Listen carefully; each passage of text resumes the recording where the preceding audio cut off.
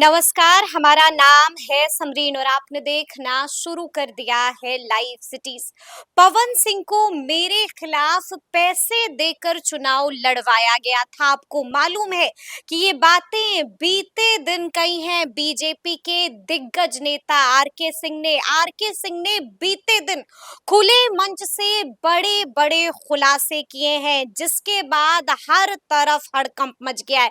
देखिए, सब यही जानना चाह रहे हैं कि आखिर आर के सिंह का इशारा किधर है। तो सब कुछ हम आपको इस वीडियो में बताएंगे। तो एक बार फिर से इस मुद्दे पर खरी खरी बातचीत करने के लिए हमारे साथ सीनियर जर्नलिस्ट रवि उपाध्याय जी हैं। सबसे पहले बहुत शुक्रिया बातचीत जी, आपको भी शुक्रिया। जी। रवि जी, सबसे पहले तो हम आपसे जानना चाहेंगे कि आर के सिंह के इस पूरे बयान को आपने सुना है, तो सबसे पहले तो ये बताइए कि और कौन-कौन सा बड़ा-बड़ा खुलासा कर रहे थे आर के सिंह अपने बयान में? देखिए, आर.के. सिंह तो सबसे पहली बात अपनी सीट की तो बात कर ही रहे थे। बगल में सीट जो काराकाट की सीट थी, आरा लोकसभा से लगा हुआ, उस उसमें भी जो परिणाम आए, उस पर भी उन्होंने बहुत तरीके की बात कही कि कौन कुशवाहा वोटर्स हैं जो एनडीए के कोर वोटर थे, वो कैसे उनका वोट ट्रांसफर नहीं हुआ और कौन सा षड्यंत्र, कौन सा जो खेल रचा गया, कौन सा खेला किया गया, इसी बात को वह कह रहे थे। और उसका इम्पैक्ट आपको औरंगाबाद में भी दिखा, बिल्कुल। उसका इम्पैक्ट आपको बक्सर में दिखा, हम्म। आरा, काराकाट, औरंगाबाद, बक्सर, ये तमाम जगह की बात वह कह रहे हैं। और कहाँ पर कह रहे हैं वो देखिए, उनके पास में पुख्ता जानकारी है और इसी लिहाज से वह कहते हुए नजर आया कि पवन सिंह को खड़ा कराया गया, हम्म। पवन सिंह को मदद की गई। आसनसोल से टिकट दिया गया था पहले, जब वेस्ट बंगाल, पश्चिम बंगाल से, लेकिन वहां पर जब फिर किरकिरी होने के बाद जब उनकी टिकट वह उनको लौटाना पड़ा पवन सिंह को, तो कोई भाजपा के नेता उनको समझाने नहीं गए। जब फिर यहाँ पर जब काराकाट से जब निर्दलीय चुनाव लड़ने की बात आई, जब वो लड़े, तो उस समय भी कोई भाजपा का वरिष्ठ नेता नहीं गया। हार नहीं गया तो नहीं गया, सहयोग कर दिया। और वह सबसे बड़ी बात। सबसे बड़ी बात। और कौन, एक तो छायावाद के रूप में कह रहे हैं, उसको हम लोग डिकोड भी कर सकते हैं, लेकिन यह डिकोड जब होगा तो समझिए कि बिहार की राजनीति में एनडीए में भूचाल सा आ जाएगा। भूचाल आ जाएगा जब ये मामला डिकोड हो जाएगा। बिल्कुल बिल्कुल, बिल्कुल। ये इस लिहाज से हम लोग इसको नहीं डिकोड करें वही बेहतर होगा, नहीं तो चुनाव का समय है, बिहार में निश्चित रूप से भूचाल होता हुआ दिखाई पड़ेगा। और देखिए, जब परिणाम आए थे उसके बाद आप उपेंद्र कुशवाहा की भी बात सुनेंगे, उनके बात को भी जब आप डिकोड करेंगे तो जितनी बात आर के सिंह कह रहे हैं, उतनी ही बात जो है सो उपेंद्र कुशवाहा भी कह रहे हैं। उतनी ही बात औरंगाबाद से जो प्रत्याशी रहे थे वह भी कहते हुए नजर आए थे। वही बक्सर से जो भाजपा प्रत्याशी बने थे वह भी कहते हुए नजर आए कि क्या कारण बना, कौन हराया, क्या। तो यह सब कुछ देखिए, ऑल इज वेल तो नहीं है। और जिस तरीके से आर के सिंह ने एक माने कड़े शब्दों में कहा है कि अगर यदि वैसे जो षड्यंत्रकारी को, वैसे साजिशकर्ता को अगर यदि टिकट मिला, जिस विधानसभा से टिकट मिलेगा वह वहां पर प्रत्याशी बनेंगे, तो और उसके खिलाफ लड़ेंगे। तो जब ऐसी परिस्थिति होगी तो समझिए कि बड़ा भूचाल बिहार में होता हुआ दिखाई पड़ेगा चुनाव के समय। और जो राजपूत वोटर हैं, निश्चित रूप से आर के सिंह जिस प्रशासनिक सेवा से वह राजनीति में आए थे और वह कड़क मिजाज के अफसर हैं थे जब उनका कार्यकाल था।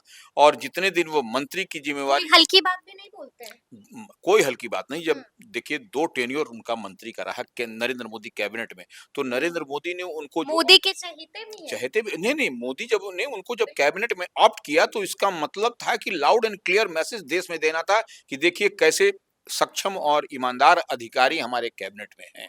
तो वैसे अधिकारी को सबक सिखाने का काम जो जो लोग किया है, उस पर आर के सिंह तो गर्म है ही। और भारतीय जनता पार्टी भी वैसे लोगों को निकालेगी, बंसी डाल के, जैसे मछली को फंसाया जाता है ना, वैसे निकालने की तैयारी में है। तो ये एक बड़ी बात है। और देखिए, आपने सिर्फ राजपूत को ही नहीं, कुशवाहा को भी, ब्राह्मण को भी, तमाम तरह के जितने भी जो आपके कॉम्बिनेशन के वोट होते हैं, उनको आपने डेंट किया है और ये सीट हरवा दिया। आज नहीं तो भारतीय जनता पार्टी जो बाध्य हो गई एनडीए की पार्टी कहलाने में, जो केंद्र में नरेंद्र मोदी गवर्नमेंट है, तो भारतीय जनता पार्टी सब कुछ जीत करके आती तो उसका माने स्ट्राइक रेट भी बढ़ता और अपने बलबूते नरेंद्र मोदी फिर से सरकार बनाते। वो आपको हनक भी दिखाई पड़ती जो फर्स्ट टेन्योर में दिखा, सेकंड टेन्योर में दिखा नरेंद्र मोदी का, तो वह हनक भी कहीं ना कहीं कम तो है। इसको आप मानिए नहीं मानिए लेकिन है, क्योंकि अब देखिए जो सहारे की जरूरत पड़ गई ना रवि वही जी। वही तो कह रहे हैं कि जब जो 4 टेबल का पाया होता है उसमें आप देखिए कहाँ आप 400 पार का नारा लगा रहे थे। बिल्कुल, तो वो जो है सो कहीं न कहीं यह किसके साजिशकर्ता कौन है, यह तो आरके सिंह जब खुल करके और बोलेंगे, हमको लगता है अभी समय आने दीजिए खुल के बोलेंगे, लेकिन जितने लोग जो प्रत्याशी हारे हैं इस बार लोकसभा के चुनाव में और उसी जुडिक्शन में हारे, यह सबसे बड़ी बात है। अब आरा, काराकाट, बक्सर, औरंगाबाद तो यह जो है सो आपको मैसेज तो स्पष्ट है कि क्या होता हुआ दिखाई और सब उसी टेन्योर में उसी माने एक ही चरण की बात है ये। जब जिस चरण में ये सब चुनाव हो रहा था उसी चरण की बात है और उसी फेज की बात है, तो इस लिहाज से वह एकदम क्लियर कट इंस्ट्रक्शन है कि क्या करना है, क्या नहीं करना, कौन पैसा दिया, कहाँ पर भाजपा नेतृत्व भी कहाँ पर गड़बड़ झाला हुआ है, उससे या हुआ है या करवाया गया है, यह बात भी है। हुआ है कि नहीं, देखिए भाजपा तो कभी नहीं चाहती ना कि हम जो है सो मेरा सीट कम आ जाए, मेरा स्ट्राइक रेट कम हो जाए बिहार में। तो वैसे जिसके हाथ में कमान थी, देखिए वो इशारा बहुत बड़ा कर रहे हैं आरके सिंह, जिसके हाथ में कमान थी भारतीय जनता पार्टी की, माने कहने का मतलब जो लोग देख रहे थे, समझ रहे थे, बूझ रहे थे, जिस जिस तो वो उनके लिए वो जिम्मेवार ठहराते हुए दिखाई पड़ रहे हैं। अच्छा, हम आपसे ये भी जानना चाहेंगे रवि जी कि आपको क्या लगता है, क्या वाकई में ऐसा कोई षड्यंत्र हुआ होगा? देखिए आपको ऐसा लग रहा है, बातों में दम दिखाई दे रहा है? देखिए सच कह रहे हैं आरके देखिए सिंह? देखिए इस आरके सिंह निश्चित रूप से वो रिसर्च मैन भी हैं। ऐसा नहीं कि सिर्फ वो मंत्री हैं तो प्रशासनिक अधिकारी रहे, आईएएस क्वालिफाई करके गए थे, कोई इधर-उधर करके गए नहीं थे, तो उनके पास तो विजन है, दिमाग है, सब कुछ है। तो ऐसे में वह भी रिसर्च करके ही कोई बात कह रहे हैं, ऐसे नहीं कह रहे हैं। और देखिए सब लोग से आप बात करिए, जो वहाँ पर सब कुछ समझ में भी आता है, समीकरण भी आप देखिएगा कि वोट कैसे ट्रांसफर नहीं हुआ, कौन-सा वोट कहाँ डेंट लगा, तो यह सब कुछ तो दिखाई पड़ रहा है आपको। तो निश्चित रूप से आरके सिंह कह रहे हैं उनकी बात में दम तो है। बगैर दम के कोई बात नहीं बोल रहे हैं और देखिए आने वाले समय में आपको और भी इस पर परत दर परत आपको खुलता हुआ दिखाई पड़ेगा। जैसे-जैसे चुनाव नज़दीक आएगी, आपको वह भी क्लियर हो जाएगा कौन लोग थे, कहाँ से थे, कहाँ से पैसे से मदद हुआ, कौन आर्थिक मदद किया, किसने-किसने मिल के षड्यंत्र रचा। धीरे-धीरे पर्दा तो हट ही रहा है। देखिए भाजपा नेतृत्व भी इस बात को समझ रही है। यहाँ से पटना से लेके दिल्ली तक इस बात की अंदर खाने में पॉलिटिकल खलबली कॉरिडोर मच में गई है। चर्चा है इस बात की। बिल्कुल। इसको आप कैसे दरकिनार कर सकते हैं?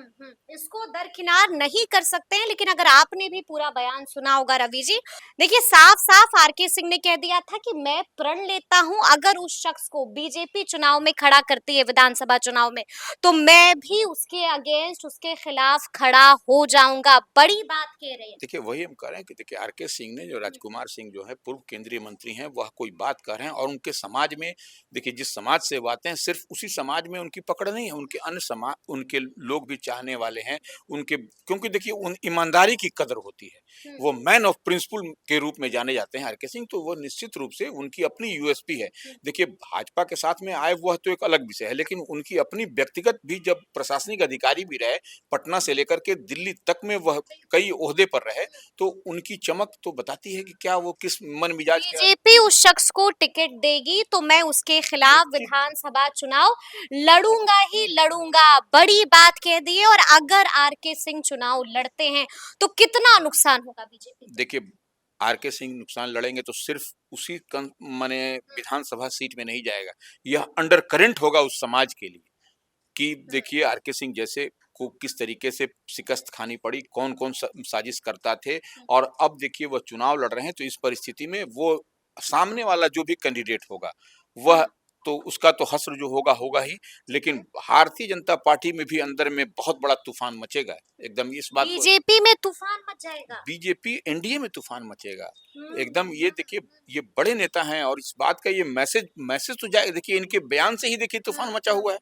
और हम लोग भी उसको डिकोड नहीं कर पा रहे हैं, डिकोड करेंगे तो निश्चित रूप से बहुत हंगामा होगा, बहुत बवाल होगा क्योंकि नाम हम लोग भी समझ रहे हैं किसके बारे में कहा जा रहा है, कौन ऐसा व्यक्ति है जिसने इतना बड़ा चतुराई के साथ इस तरीके का बिसात बिछाया और जैसे 4-5 सीट पर झोल-झाल हो गया। तो यह तो निश्चित रूप से यह म बड़ी खबर है और निश्चित रूप से आप देखिए केंद्रीय नेतृत्व को भी यह जानकारी है, तभी आरके सिंह बोल भी रहे हैं, दहाड़ रहे हैं, बोल नहीं रहे हैं, खुले में बोल रहे हैं और खुले में ही दहाड़ है। लेकिन रवि जी हम चाहेंगे, क्योंकि जब वो जिक्र कर रहे हैं और बार-बार इसका जिक्र कर रहे हैं कि ये बड़े नेता हैं, सीएम फेस हैं, जिन्होंने ऐसा किया है, जिन्होंने षड्यंत्र रचा है। कौन है वो?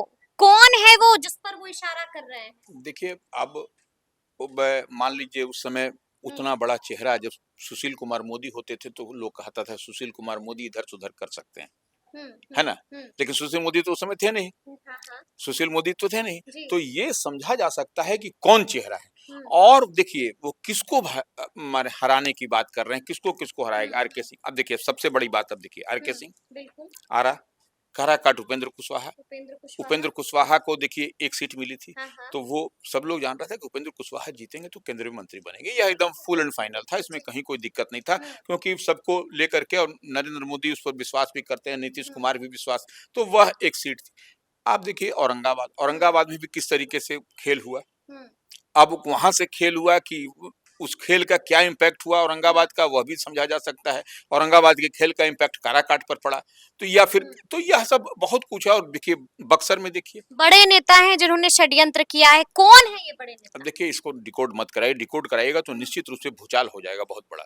तूफान आ जाएगा। तूफान आ जाएगा। वो भारतीय जनता पार्टी और एनडीए में अच्छा सब लोग समझ भी रहा है हुँ, कि कहाँ पर कैसे होगा सो। यह भी हुँ। इस बात को समझ लीजिए। तो अब क्या लगता है आगे आगे क्या कुछ हो सकता है, यानी कि आप यही कह रहे हैं कि बीजेपी के अंदर सब कुछ ठीक नहीं चल रहा है। अरे आप देखिए, आप देख लीजिए, आप इधर चलिए बीजेपी का एनडीए देखिए ना। हम्म, ये देखिए अब खगड़िया में क्या हो रहा है। बिल्कुल बिल्कुल। खगड़िया में सांसद और वहीं से जो विधायक हैं जेडीयू लड़ के, बैठे हैं। आपस में ही देखिए किस तरीके से चल रहा है, गुत्थम गुत्थी, एक बिल्कुल। दूसरे पर आरोप प्रत्यारोप। इसी तरह से बिलो द बेल्ट, जो हम्म, कि हम बार बार इस बात को कहते हैं कि आप रोल मॉडल होते हैं। कोई भी जनप्रतिनिधि, नेता हो, मंत्री हो, एमपी हो, एमएलए हो, अगर यदि इस तरीके से बात करता है तो वह वो एक रोल मॉडल की बात को सब लोग फॉलो करते हैं। तो बिल्कुल। इससे तो आपको, और शुचिता तो राजनीति में एकदम होनी चाहिए, हम्म, तो वह इससे इतर बात हो रही है। तो एनडीए में इसी तरह का घमासान आपको दिखाई पड़ रहा है।